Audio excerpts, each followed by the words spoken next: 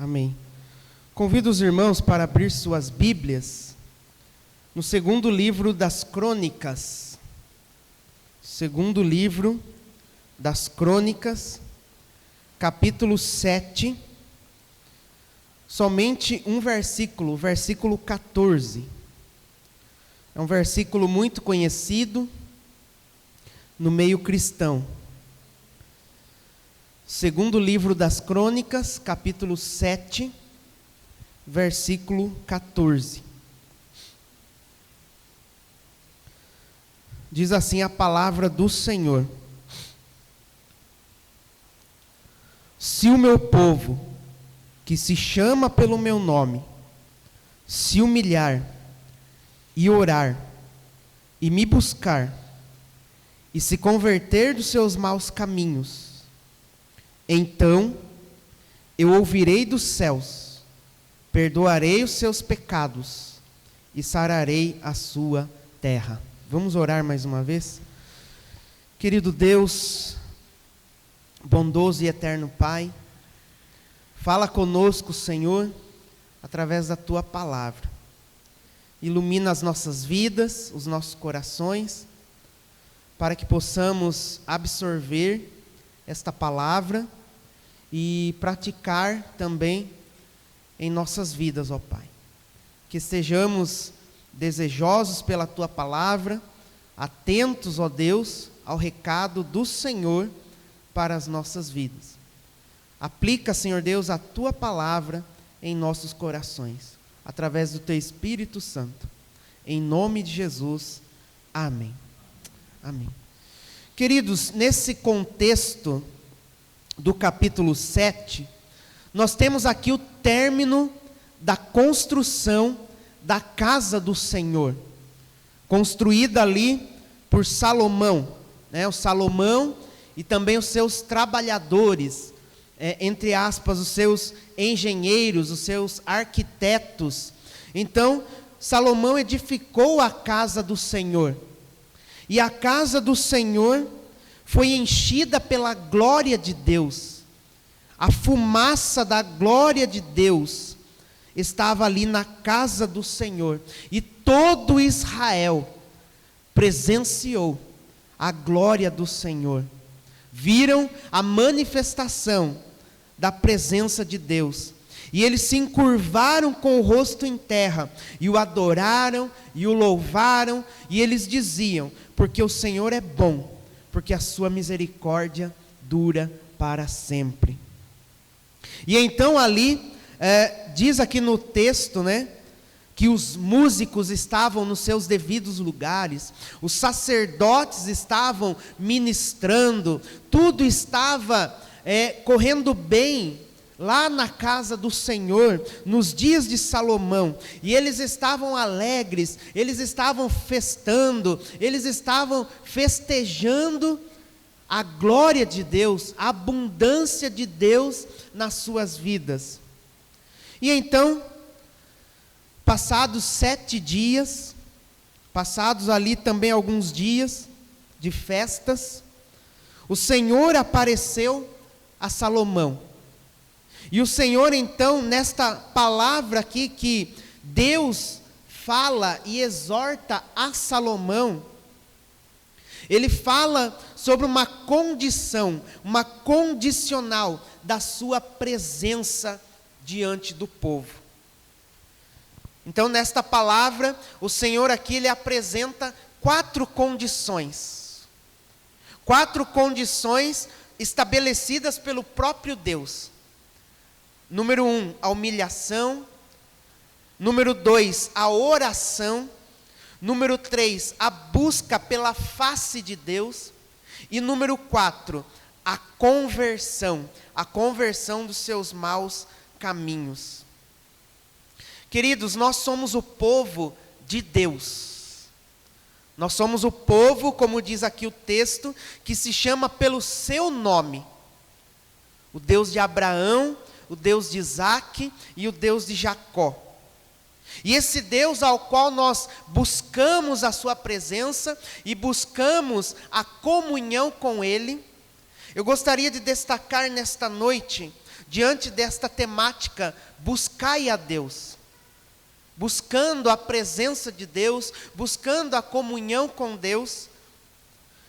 A primeira exigência que Deus aqui nos deixa também é a humilhação. Aqui no texto diz: se o meu povo, que se chama pelo meu nome, se humilhar.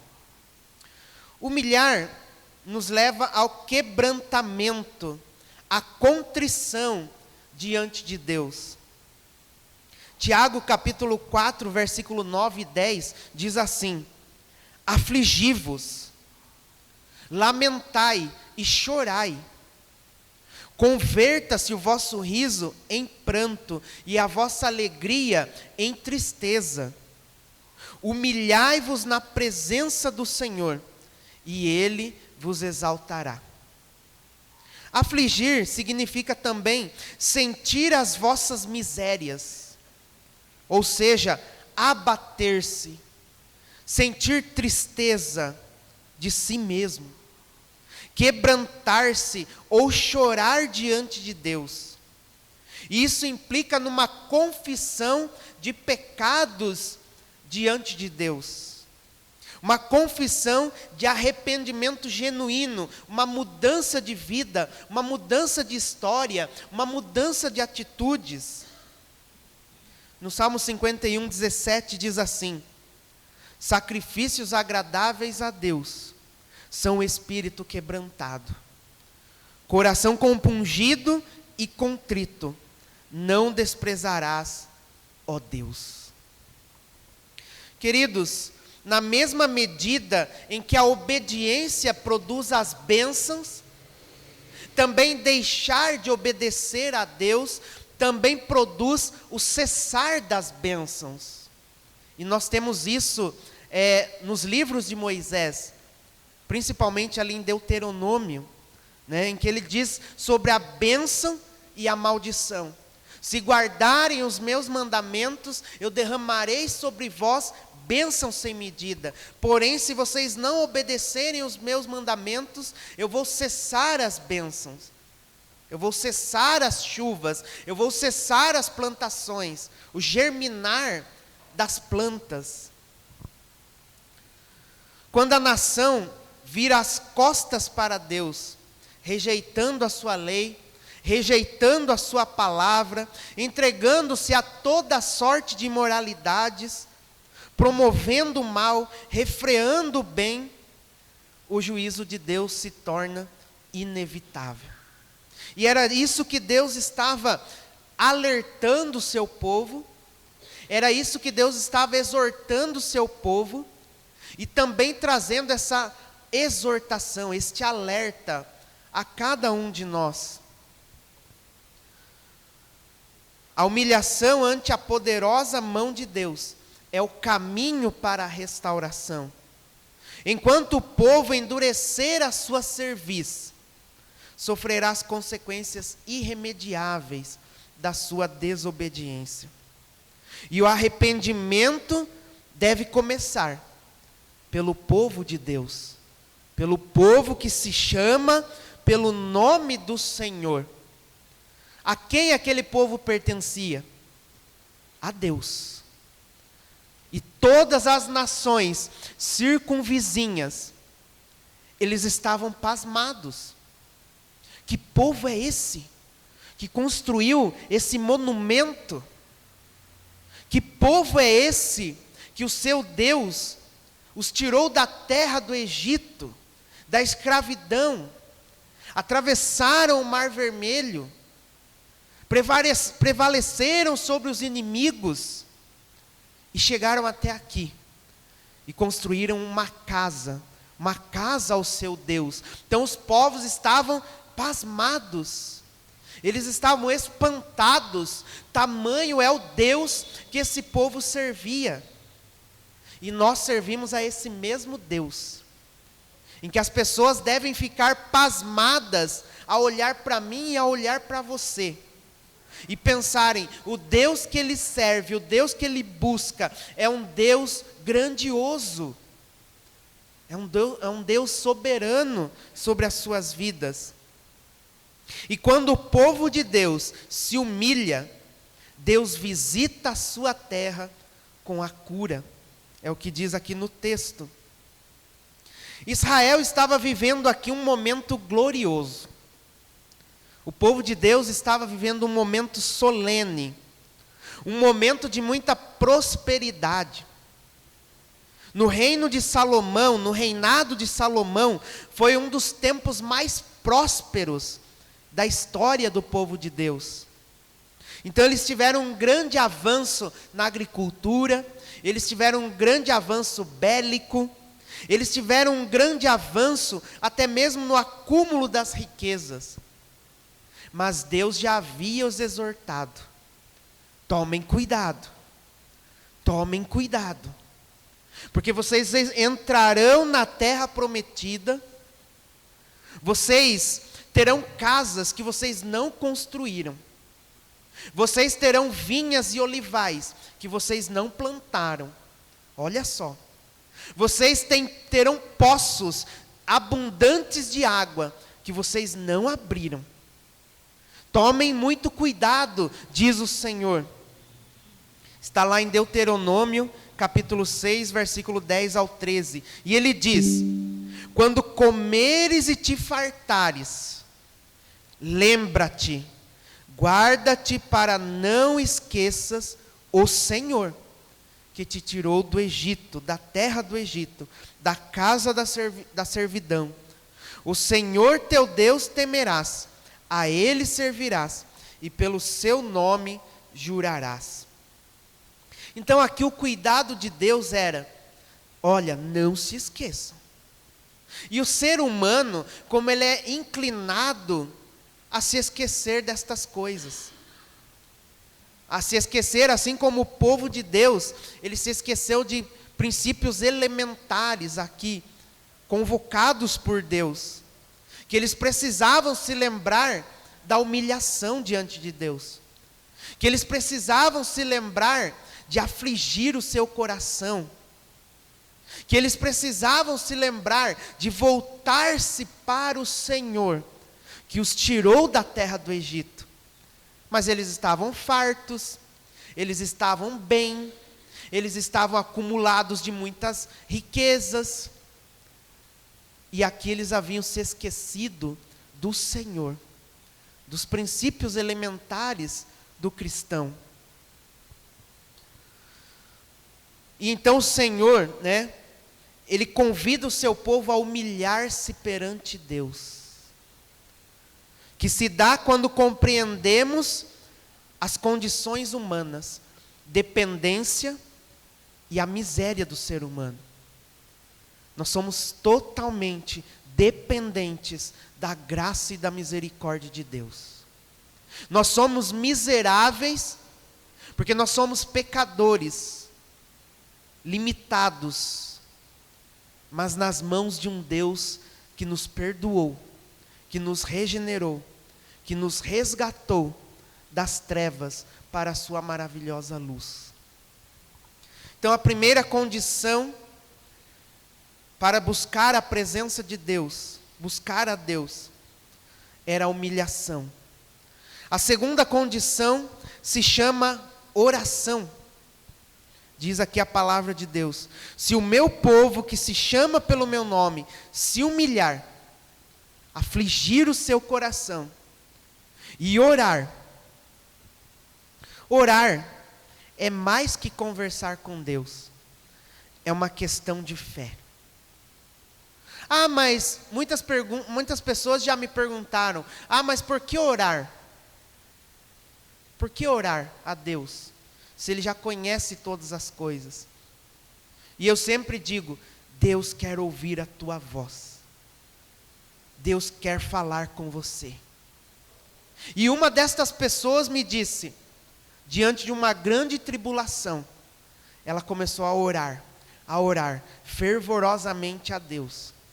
E ela então me retornou dizendo: realmente, Deus quer ouvir a minha voz. Você tinha razão. Então orar é muito mais do que apenas conversar com Deus. É onde nós colocamos ali toda a nossa fé, toda a nossa confidência diante da presença de Deus. A oração se estabelece quando resolvemos ter uma conversa com Deus, um relacionamento sincero com Deus. Vemos a igreja primitiva sempre orando, em comunhão, e eles estavam em oração por 50 dias, até que a presença do Espírito Santo se manifestasse sobre eles, revestindo-os de poder. Eles não estavam ali simplesmente para serem abençoados, mas também para abençoar. Muitas vezes nós estamos se importando tanto com as bênçãos, mas nós não lembramos que também nós somos abençoadores. Nós abençoamos também a vida das pessoas. Aqueles irmãos lá na igreja primitiva, eles não estavam buscando poder, status, no sentido humano, secular, mas eles estavam fazendo a vontade do Pai, buscando o poder do alto. Eles não estavam ali unicamente dentro da sua individualidade, eles estavam ali dentro do coletivo, unidos, concordemente, em oração, buscando a presença de Deus. E eu convido o povo a orar ao Senhor com fervor. Ao sentir a presença de Deus em cada palavra, em cada oração, em cada sentido.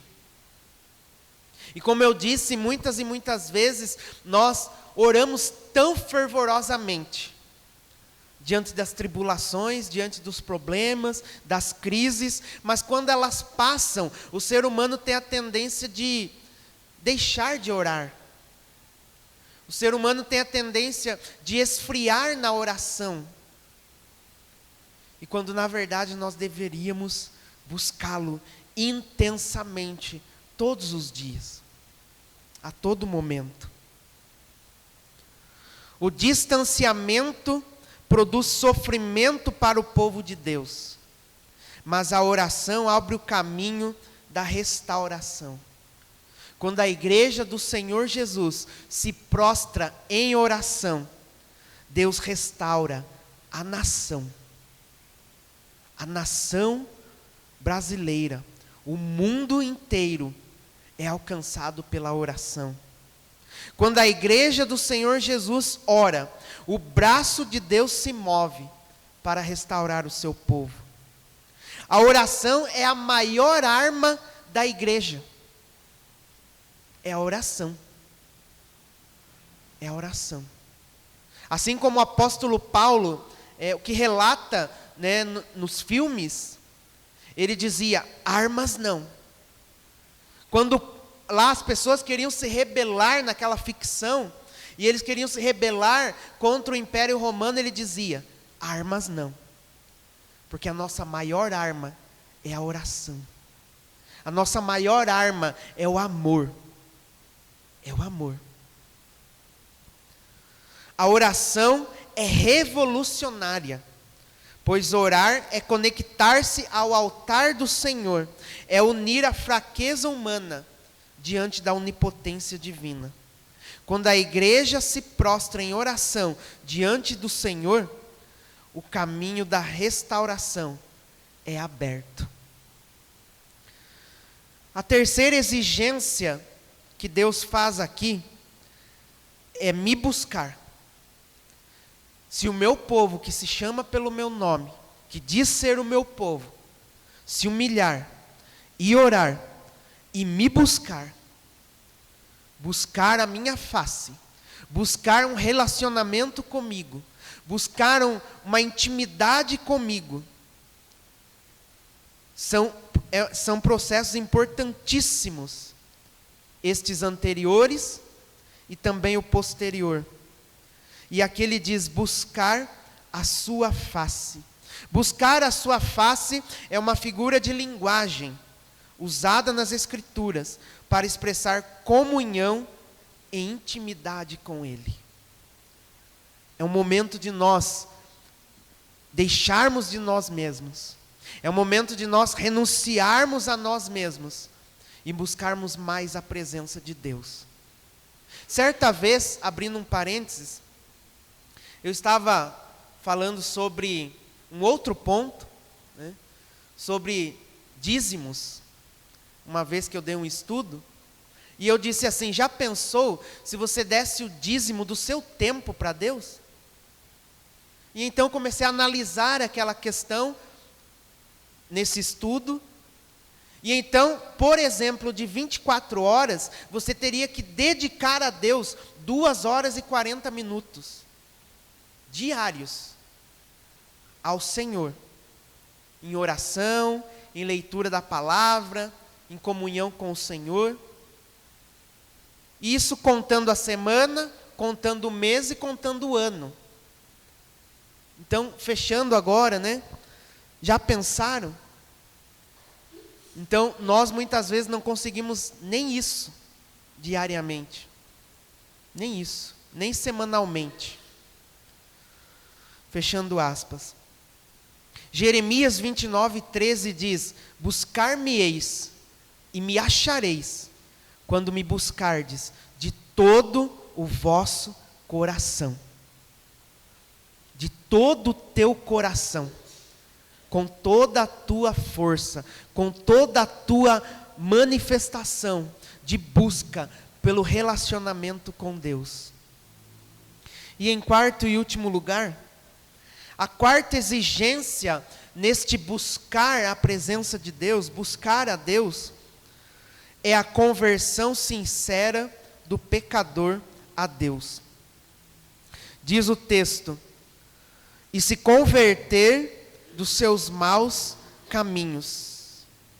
Conversão significa mudança de caminho, mudança de atitude, mudança de vida.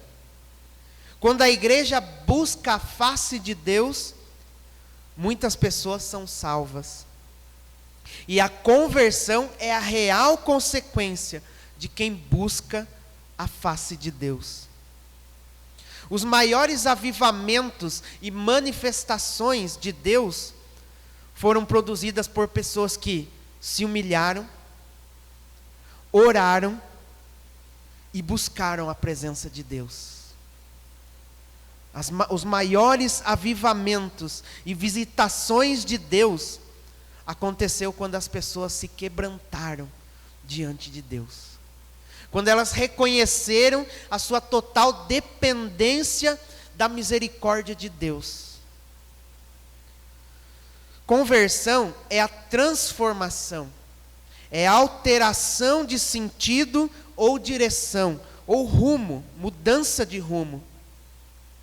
Converter-se, pela ótica da palavra de Deus, é abandonar práticas que não agradam a Deus. Queridos, esse texto fala muito aos nossos corações. E hoje, né, no meio evangélico aí afora, pouco se fala em arrependimento, pouco se fala em humilhação diante de Deus. Muito se fala um evangelho da prosperidade, um evangelho da autoajuda, um evangelho das bênçãos, e não o Deus das bênçãos. É um evangelho deturpado, é um evangelho adulterado. E hoje nós temos, né, aqui a certeza da presença de Deus. Nós temos a certeza da manifestação de Deus. E nós estamos hoje aqui falando sobre piedade, sobre santidade, sobre renúncia, sobre arrependimento, sobre conversão.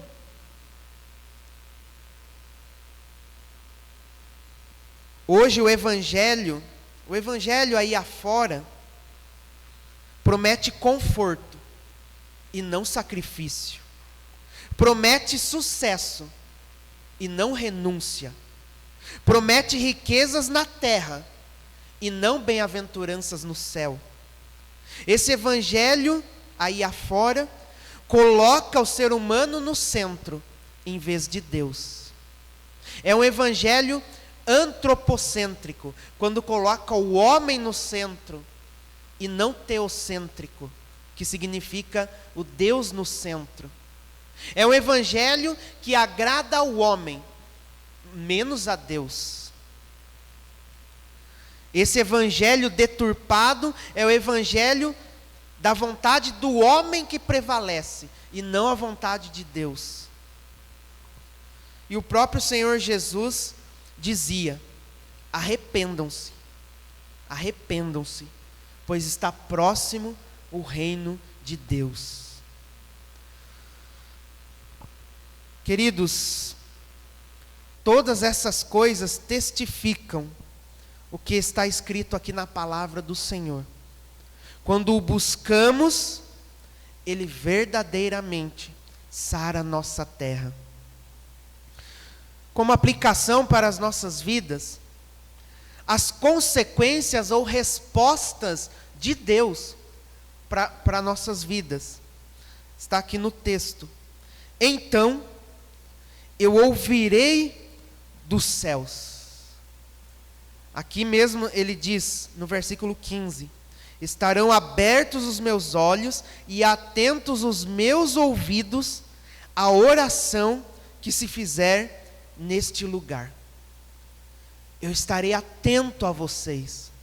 Eu estarei com meus olhos bem abertos e os meus ouvidos muito atentos a toda a oração que se fizer neste lugar. Mas nós devemos, primeiramente, buscar a sua presença, se humilhar e orar, e me buscar, e se converter dos seus maus caminhos. Perdoarei os seus pecados. 1 João 1,9, um texto muito conhecido, que diz: se confessarmos os nossos pecados, Deus é fiel e justo para nos perdoar os pecados e nos purificar de toda injustiça. Então eu responderei, diz o Senhor. Eu responderei com perdão, perdoarei os seus pecados. E por último, sararei a sua terra. Para o povo de Israel, para o povo de Deus, sarar a terra significava voltar a chover, para que as colheitas fossem abundantes. Significava livrar as plantações das pragas dos gafanhotos. Significava também livrar a nação dos inimigos, da pestilência e das doenças contagiosas. Mas hoje para nós, povo do Senhor, nós sabemos que o arrependimento, ele evita catástrofes. Pois Deus é benigno e compassivo. Ele é tardio em irar-se e grande em misericórdia. E Ele se deleita em perdoar. Se nos voltarmos para Deus em arrependimento sincero, Ele se voltará para nós em graça e misericórdia. O Salmo 33, versículo 12, diz assim: feliz a nação cujo Deus é o Senhor, e o povo que Ele escolheu para a sua herança. E até mesmo quando um povo, quando uma nação reconhece diante de Deus, se humilha diante de Deus, assim como aconteceu com Jonas, nos dias de Jonas, quando Deus chamou os ninivitas para o arrependimento, e eles reconheceram ser o Senhor, o seu único Deus. Olha o que diz, Jonas capítulo 3, versículos 5 ao 9. Os ninivitas creram em Deus e proclamaram um jejum, e vestiram-se de panos de saco, desde o maior até o menor. Chegou esta notícia ao rei de Nínive, e ele levantou-se do seu trono, e tirou de si as vestes reais, cobriu-se de pano de saco, e assentou-se sobre cinza. e fez-se proclamar e divulgar em Nínive, por mandado do rei e seus grandes, nem homens, nem animais, nem bois, nem ovelhas provem coisa alguma, nem os levem ao pasto, nem bebam água, mas sejam cobertos de pano de saco, tanto os homens como os animais, e clamarão fortemente a Deus, e se converterão, cada um do seu mau caminho, e da violência que há nas suas mãos. Quem sabe se voltará a Deus, e se arrependerá, e se apartará do furor da sua ira, de sorte que não pereçamos? Concluindo, irmãos, quando temos a compreensão das nossas verdadeiras limitações, dependentes de Deus, pecadores, mas livres pelo sangue de Cristo Jesus, lá na obra da cruz do Calvário, fracos, mas fortalecidos pelo Senhor e no seu poder, que possamos, como igreja de Cristo, buscar a face de Deus, nos humilhando, orando, buscando a face do Senhor e se convertendo dos nossos maus caminhos. Que Deus assim nos abençoe, em nome de Jesus. Amém?